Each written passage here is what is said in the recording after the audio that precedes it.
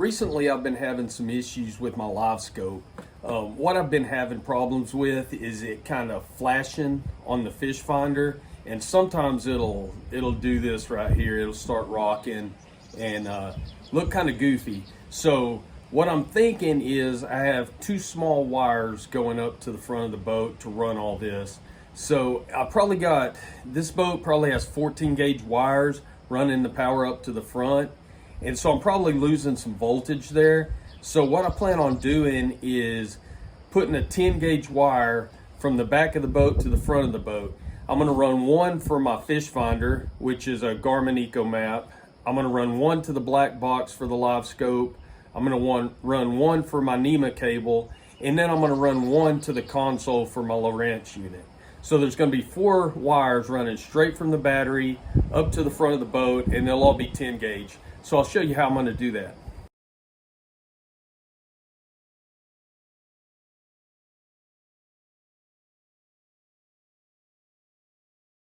This project's really not gonna be that expensive. I bought 50 feet of marine grade 10 gauge wire, and the whole project is gonna cost me about $120. Now, this is gonna go from my battery to my switch. I am gonna put a kill switch on here so that I can turn it off when I want to, when I'm not using the boat, and it won't drain on my batteries. So those 2 pieces there. Then this piece here will run from the switch. This is gonna house fuses. Now, this is 10 gauge wire. If you're using 10 gauge wire to the front of your boat, you need to have 10 gauge wire on your fuse housings. So I've got some fuses here for that as well. And then my marine wire will connect to here, go all the way up to the front of my boat, and then it will connect to my units. An easy way to run these wires, you can pick these things up at Harbor Freight. I've got another video on my channel showing you how to run these. It's really easy, really simple. Now the connections that I'm going to use on this will be waterproof. So all my connections are going to be waterproof. I'll solder those just to make them strong, and let's get after it. These things are extremely handy, but turns out on this project I'm not going to need them. I have got a wire that was running up to the front of my boat that I had forgot about. So what I'm going to do is I've got it coming out right here, and then I took my new wire and I've just taped it just like this, and that's going to allow me to feed this all the way back through the boat and get all 3 of those wires to come out right here. Now I've got one unit up on my console, and I'll use these to run that particular wire.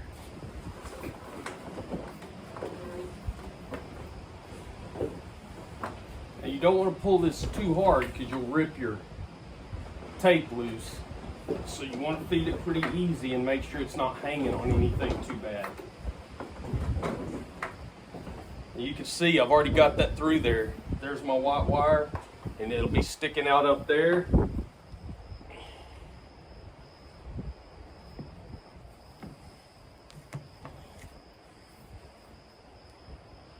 Just like that. That thing's a wire stripper. It's made for wiring houses and stuff like that, but it works really good on this kind of stuff too. It's the same type sheathing on this wire. So I'm gonna leave this like that for now until I figure out how much I need. And I'm just gonna go ahead and strip these back. Now that I've got the sheathing stripped off of these 3 wires, I'm gonna go ahead and run my wire up to the front console. That way I can put all these together, make sure they're the same length, and everything will line up nicely in my box. So there's the end of my rod. Like I said, I've got another video on this channel on how to use these rods. Check it out if you want to know. I'll post a link right up here at the top of this video.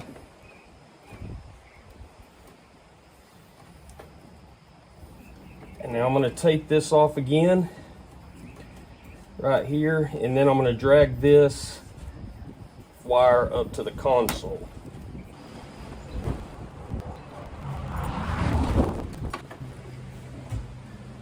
There it is right there. take that off, and then we'll go back to the back and strip those wires. I'm in no way, shape, or form a soldering specialist, but I do have this Chicago Electric solder gun that I got from Harbor Freight. And what I'm doing is I'm soldering these wires before I put them in the butt splices. So I've got this wire soldered, and I've got these 10 gauge butt splices, and what they're used for is to connect wire to wire like that. And so these are waterproof, so you press that wire down in them as far as you can get it to go, and then you take your crimper and you crimp that butt splice, and that way you get a good splice. And then I'll bring the wire in from these fuse housings. I'll bring it in this way, crimp it, and then we'll heat this up and shrink it down. Now I'm going to put all these butt splices on these wires first, and then that way it's just easier to work with. So I'm using this crescent wrench to hold these wires. That way I can keep this wire up in the air while I'm soldering it, and it makes it a little easier. I haven't done much soldering, so I'm not very good at it, but when you're just doing one wire, that's about the easiest soldering you can do, so I'm kind of giving it a shot here. This little gun heats up in about 10 seconds, so that's good. See, it's already ready to go. You just pull this trigger and it's ready. Now, like I said, I'm not very good at this, but I can kind of manage.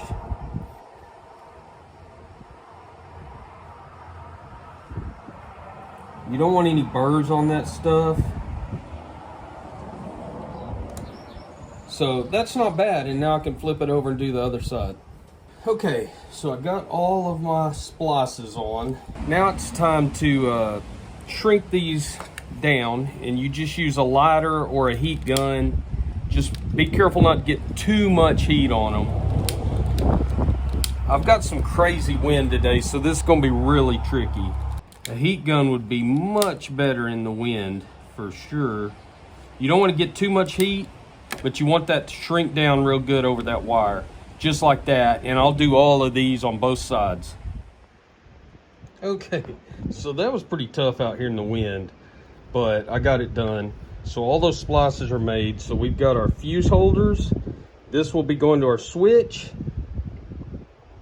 That's going to the front of the boat.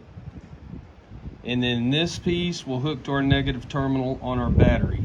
Now, right around these butt splices, I'm going to tape. Now, the only point of taping this off is so that it don't snag on something and catch and pull one of those splices loose. Now, soldered, crimped, shrink wrapped, you'd have to jerk on it pretty hard to get it to break, but this just gives you some extra insurance. So this switch I got off Amazon, and it's just a single pole switch, pretty cool. The red is off, green is on. And then you take this back off and you can see where you connect your terminals. One from the battery, and then one going to your hot side up to the front of the boat. So the cool thing about this switch is you see these things, they come out. And so if you want your wire coming in from that side, you can use that. I'm going to have mine where this points up and I know it's on. So my wires are going to come in from the bottom like that. I'll run the wires in, connect it, put the back on, and then I can mount this wherever I want it. This cable will go to my battery. So this will bring power to my switch.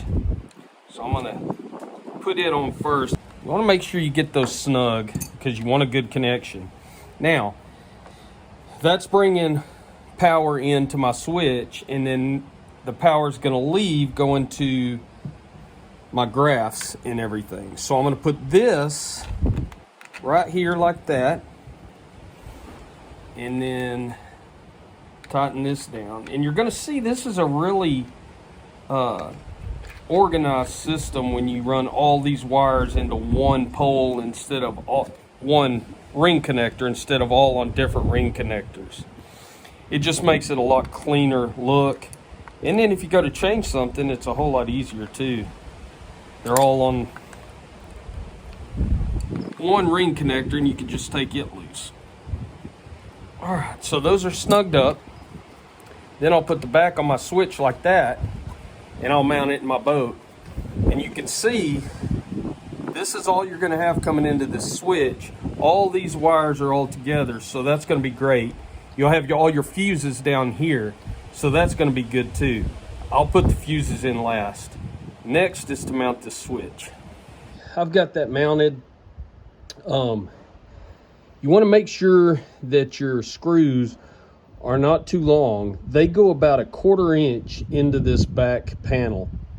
My live well's behind this panel, so you have to be really careful you don't drill through something you didn't need to. So I checked all that out first. I drilled pilot holes, and then I put these screws in and mounted this switch. So that's where it'll be. Now, I haven't hooked it up yet, but I'll wait till I'm finished with everything before I do that. We're in my front rod locker, and this is where my wires are coming in.